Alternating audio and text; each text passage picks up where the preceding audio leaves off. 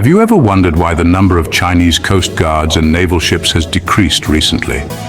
As the waves of the South China Sea crash against the hulls of fewer and fewer Chinese vessels, we find ourselves plunging into a maritime mystery. This mystery revolves around a recent and notable decrease in the presence of Chinese coast guards and naval ships. The question at the heart of it all, why? Just weeks ago, the region was teeming with Chinese maritime forces, their presence as constant as the tides. Yet now there seems to be a sudden ebb in their numbers. What could be causing this sea change? Could it be tied to a recent incident, one that left China red-faced on the global stage?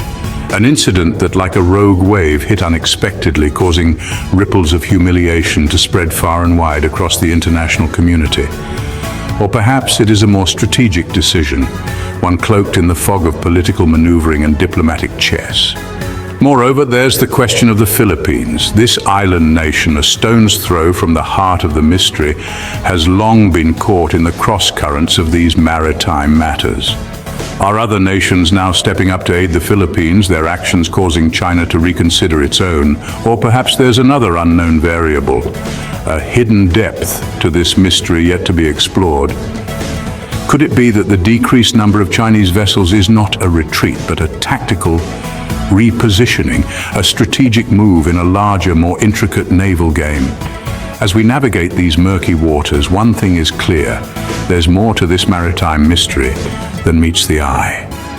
Could this be a sign of China's retreat, or is there something else at play? Keep watching until the end for the answer. And while we're charting these unexplored waters, don't forget to hit the subscribe button and give this video a like. After all, every great journey needs a crew. And who knows what other mysteries we'll uncover together in the vast ocean of knowledge. So buckle up, mates, as we set sail into the unknown. What was this humiliating incident that happened in the past weeks, you might ask? Well, let's delve into the details.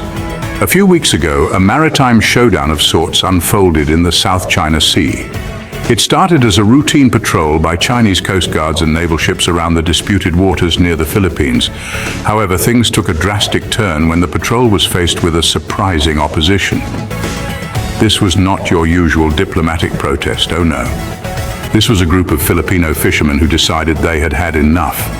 Armed with nothing more than their fishing nets and an unyielding spirit, they confronted the Chinese vessels. It was a David versus Goliath scenario, except this time David had no slingshot, just their fishing nets. The confrontation escalated, attracting international attention. The world watched as these fishermen stood their ground against the colossal Chinese vessels. The scene was both inspiring and a tad humiliating for the Chinese, to say the least. The incident, dubbed as the Fisherman Standoff, has since been praised as a symbol of resistance and courage against perceived maritime bullying. It was a clear message that even the smallest players could not be easily pushed around in the geopolitical game. This confrontation has had significant implications. It has perhaps made China rethink its approach in the region. The display of courage by these fishermen has not only embarrassed China on the international stage, but it has also raised questions about the effectiveness of their maritime strategy. The incident has led to a noticeable decrease in the number of Chinese coast guards and naval ships in the disputed waters. It seems that the fishermen's defiance has had a ripple effect, shaking the confidence of the Chinese naval presence in the area. So this incident seems to have sparked a significant change, but is it the sole reason behind China's naval retreat? We'll explore this further as we continue our investigation. Stay tuned and keep those curiosity gears turning. What about the involvement of other countries? Are they preparing to help the Philippines against China? Let's delve into the international response to this maritime conundrum. The world has been watching closely as tensions rise in these contested waters. Various nations have shown their support for the Philippines, each in their own way. The United States, a long-standing ally of the Philippines, has been vocal about its stance. In its commitment to uphold international law, the US has expressed its opposition to any forceful alteration of the status quo. They've been conducting routine freedom of navigation operations, asserting the right to traverse these waters freely.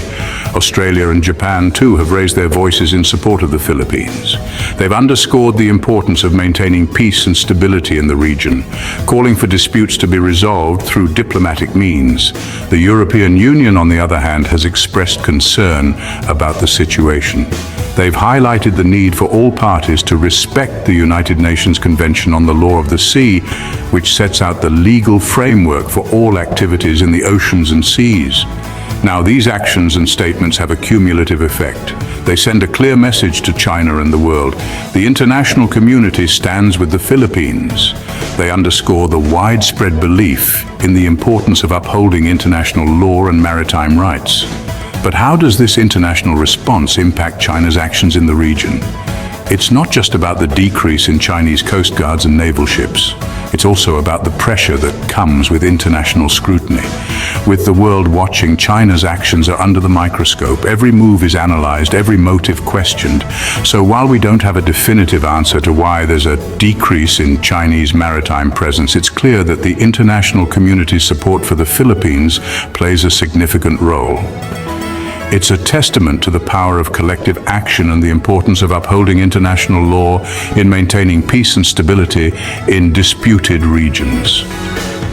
So, international support appears to be growing for the Philippines, but how is this impacting China's naval presence?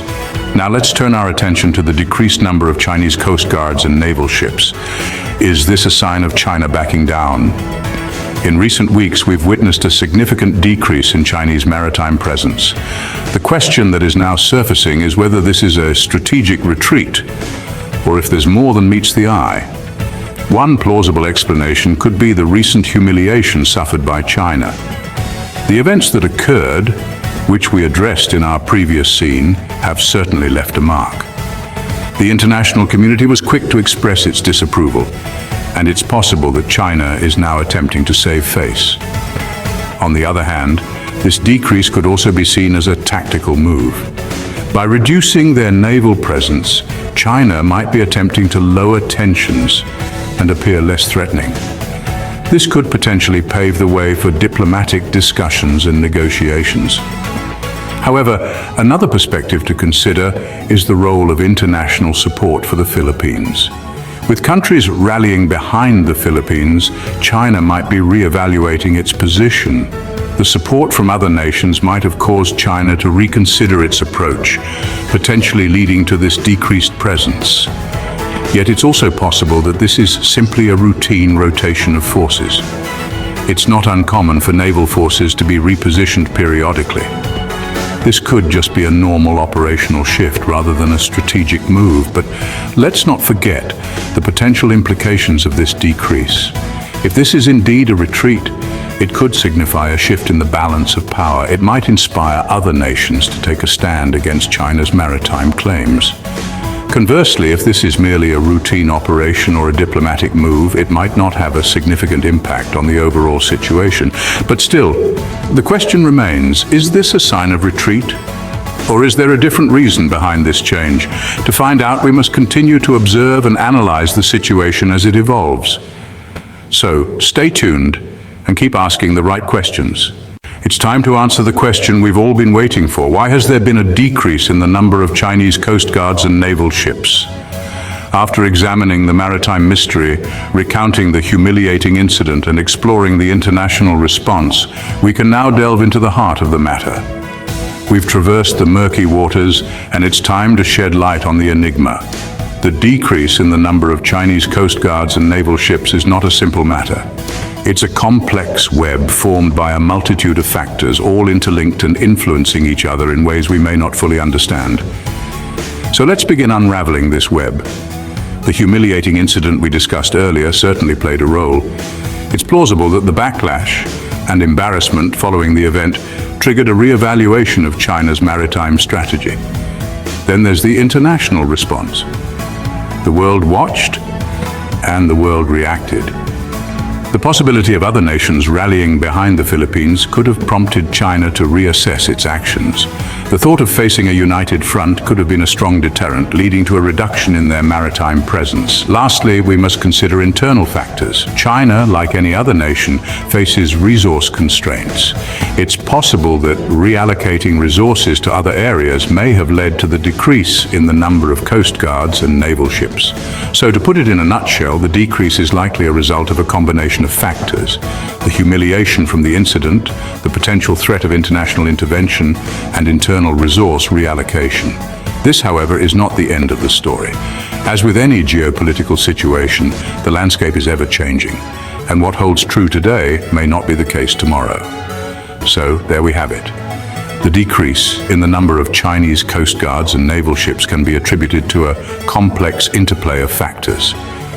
But remember, this is just our understanding based on the information available today. Remember to subscribe for more amazing contents. Keep wondering. Don't miss out on future explorations and discoveries. Hit subscribe and ring the bell to stay updated with our new content. Your journey of wonder continues with every video. Stay connected and engaged on social media. Continue the conversation, follow us. Thank you for being a part of the Have You Ever Wondered community. Keep wondering, keep discovering. Until next time.